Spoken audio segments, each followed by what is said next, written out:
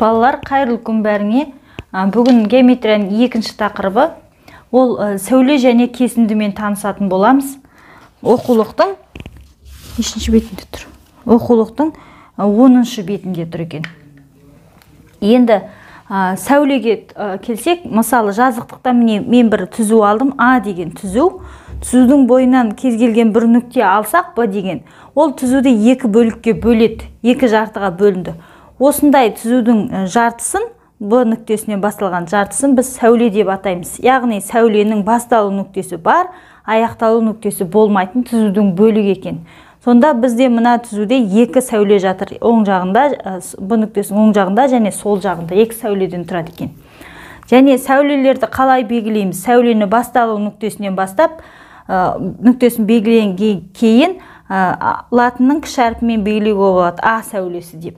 Немесе басталу нүктесін бір нүктемен белгілеп, және сәуленің бойындағы кез келген бір нүкте арқылы АБ сәулесі деп те АБ сәулесі деп әріптердің жұбымен көрсетуге болады. Мына жерде АБ сәулесі болады. Мында жай А сәулесі деп белгілей алады екенбіз. Және осы сәуледен кейінгі бізге берілетін ұғым кесінді.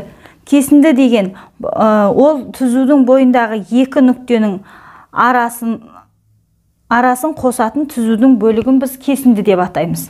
Яғни түзудің бойынан екі нүкте алдық, А, Б деген. Арасын қосатын түзудің бөлігін біз кесінді деп атаймыз. Кесіндіні белгілеуі осы екі нүктенің нүктелер жұбы арқылы А, Б кесіндісі деп аламыз.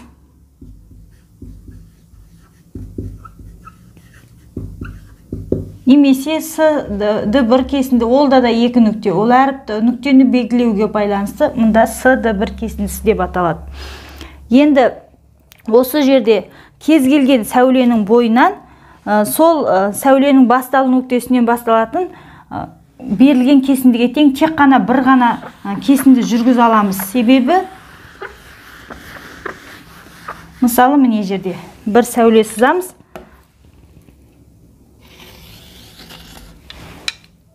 О нүктесінен басталатын бір сәуле жүргіздім, А деген сәуле. Осы сәуленің бойынан мына кесіндіге тең кесіндіні салу керек болса, АБ деген кесіндіні. Осы сәуленің бойынан салу керек болса, біз АБ кесіндісін өлшейміз 17 сантиметр.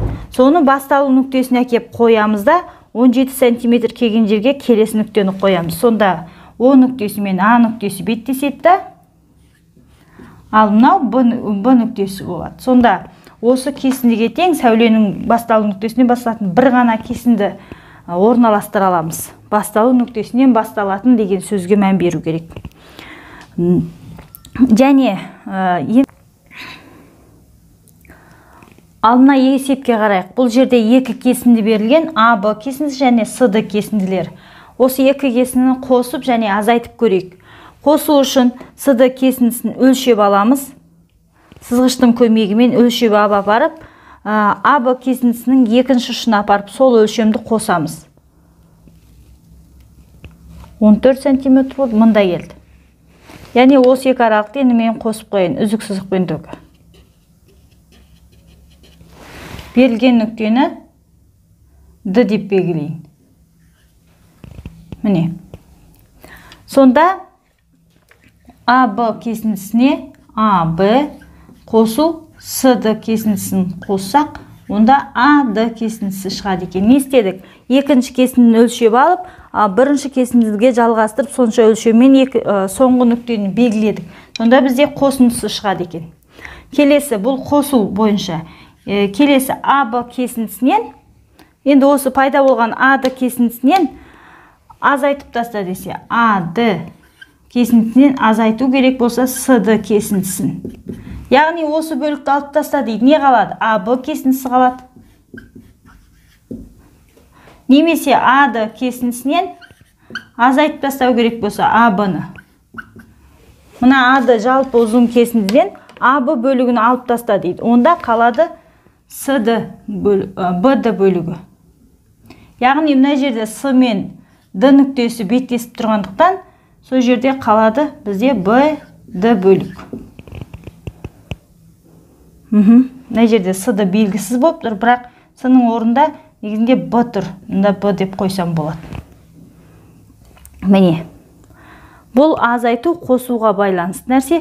Енді келесі кітапта айтылған түзудің бойынан 3 нүкте белгілеп, сол нүктелер төбесі болатындай неше сәуле жүргізуге болады дейді. Онда міне дайындап қойған түзулердің бойынан мен бірінші 3 нүкте белгілеп алайын. А нүктесі, Б нүктесі, С нүктесі. Белгіледім. Енді осы белгіленген 3 нүктеден бізде неше сәуле тұр дегенге келейік. Онда міне А-ның сол жағынан 1 сәуле, С-ның сол жағынан 2 сәуле.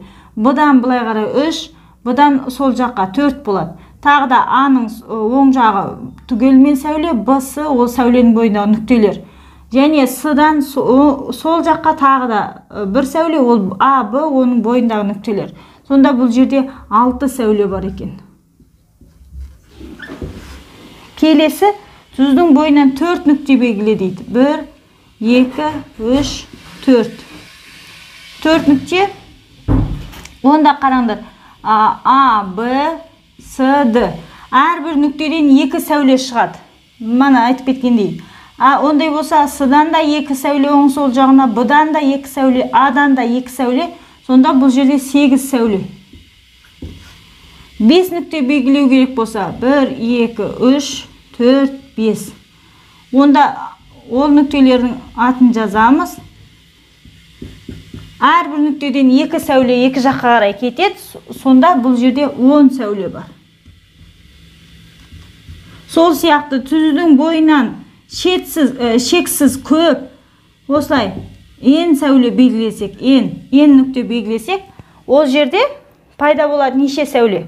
Қарасақ 3 нүкте болса 6 сәуле, 4 нүкте болса 8 сәуле, 5 нүкте болса 10 сәуле. Не істеп жатыр? Нүктелердің саны 2 еселеніп жатыр. Онда n нүкте бар болса, ол жерде 2n сәуле пайда болады. Міне, сәулелердің саны 2n. Яғни нүктелердің санын 2 еселейміз. Енді келесі есепке қарайық. Келесі есепті айтады. Түзудің бойынан 3 нүктені белгілегеннен кейін сол нүктелер ұштары болатындай неше кесінді таба аламыз дейді. Онда осы жерден қарайық, кесінділерді санап алып шығайық. А-дан Б-ға дейін бір кесінді, яғни А-Б кесіндісі. Келесі Б-дан С-ға дейін бар, Б-С кесіндісі. Тағы да А-дан С-ға дейін де кесінді бар, А-С кесіндісі. Ал Б олардың ортасындағы нүкте болып қалады. Яғни 3 нүкте болса, 3 кесінді пайда болады екен. Онда келесі 4 нүкте болғанда неше кесінді пайда болады екен? Соны көрейік. А-Б кесіндісі, А-С кесіндісі, А-Д кесіндісі. Сол сияқты Б-С кесіндісі және С-Д кесіндісі. Б-Д кесіндісі. Және ең соңында С-Д кесіндісі. Яғни бұл жерде кесінділердің саны мұнда 3, 5, 6. 6 кесінді, мұнда 6 кесінді бар. Мұнда 3 кесінді.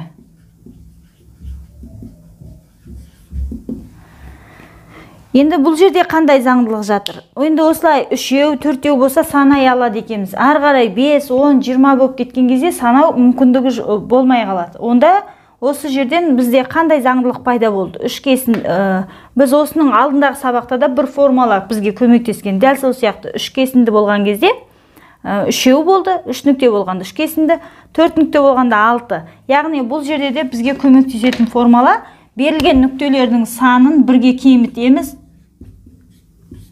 бөлеміз 2-ге. Сонда сонша кесінді шығады осы есепте. Ол мына есептік емес.